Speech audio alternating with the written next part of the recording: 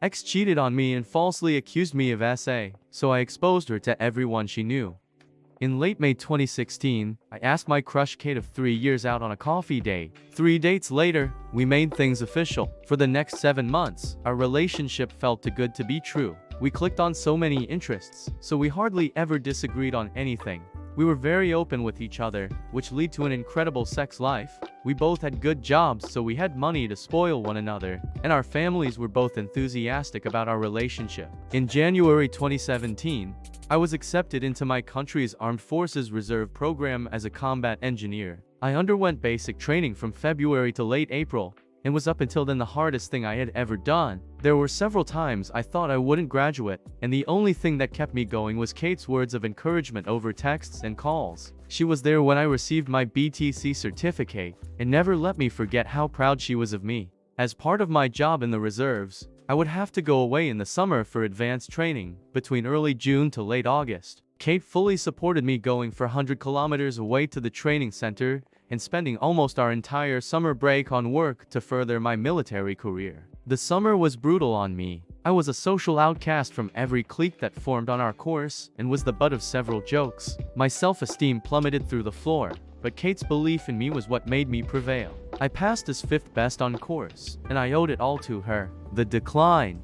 Things between us started to sour after returning home. According to her, I wasn't as spontaneous and outgoing as before I went away. I was dismissive, took small jabs and jokes as personal insults, and would rather stay in, watch movies, and have sex instead of going out. Unbeknownst to both of us, I had developed some nasty social anxiety due to the events of the summer, and it started affecting our relationship. Nearing our 2-year anniversary in 2018, we got into a heated argument over a small misunderstanding, and subsequently broke up. I was incredibly distraught, before she texted me 3 days later and said she wanted to try and fix things. I didn't see her for 3 weeks, but we kept in touch every day, slowly mending things. When we officially got back together, nothing felt the same. Every time I talked with her, it was as if I was walking on eggshells, and it only worsened my anxiety, which in turn hurt our already damaged relationship. Then things finally came to a head at the end of July. The hurt while in school, Kate had met a dude named John.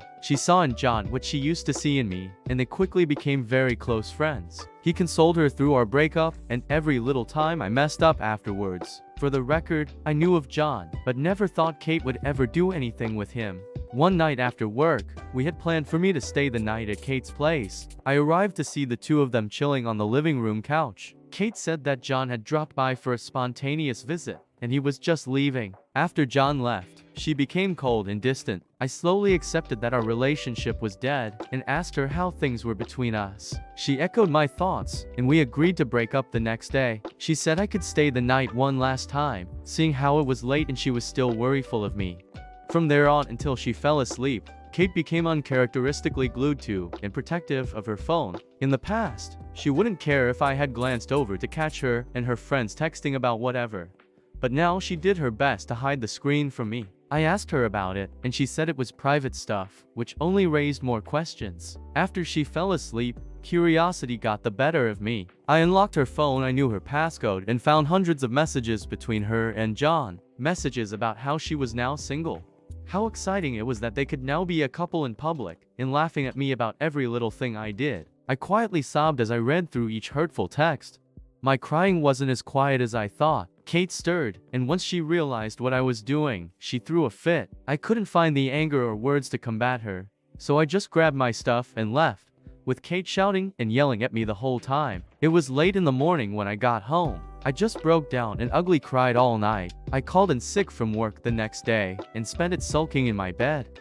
The day after, I got several angry texts from Kate's friends and family. In a bid to save her image and denounce anything I might say about her, she told anyone she knew that I had forced myself upon her that night in one last attempt to get some before we broke up, and left after the deed was done. Though what I had done was scarring, she refused to press charges because she didn't want to make a circus of her life in court and was the bigger person by doing so.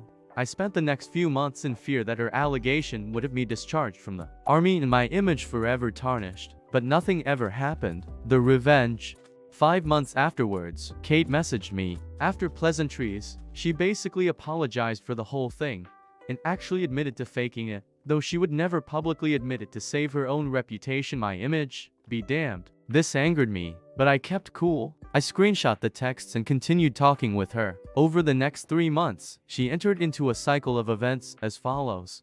Complain about a current life situation, usually about John screwing up in their relationship in one way or another, and asking for advice, lamenting our relationship, how I never screwed up like John did, how she wished we could go back to the way things were, blah blah blah, ignoring me because John finally pulled his head out of his ass, did some huge romantic gesture, and saved their relationship, going on a smear campaign on social media about our relationship, employing her friends for help, knowing in full that I would see it all, and trying to bait me into an argument. It would work. She would try to turn the argument around and paint me as the bad guy, and then block me for about a month, before repeating the cycle.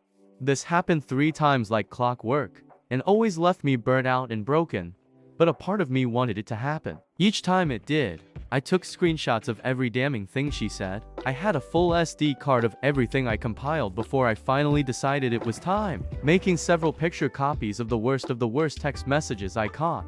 I bought several manila envelopes and mailed them to everyone I thought would matter to Kate, her parents, grandparents, extended family she was super close with, best friends, work boss, co-workers, teachers, whoever I could find a mailing address for. I made sure that anyone getting the envelope would know that the texts were between me and Kate, and sent them off. Within 3 weeks, I got results. Some of the people who messaged me to shame and insult me before now apologized for their words. My favorite was from her own parents, who went on to say that they were deeply sorry about their daughter's behavior, how they raised her to be better than how she acted, and to please not pursue any legal actions. The thought had crossed my mind, but I didn't have the money nor the mental fortitude to fight a legal battle. I told them I'd think about it, and that they'd be the first to know besides Kate if I did. Kate sent me some text as well, with things like, "How could you betray my trust like that, or you ruin my life, you bastard." I didn't reply.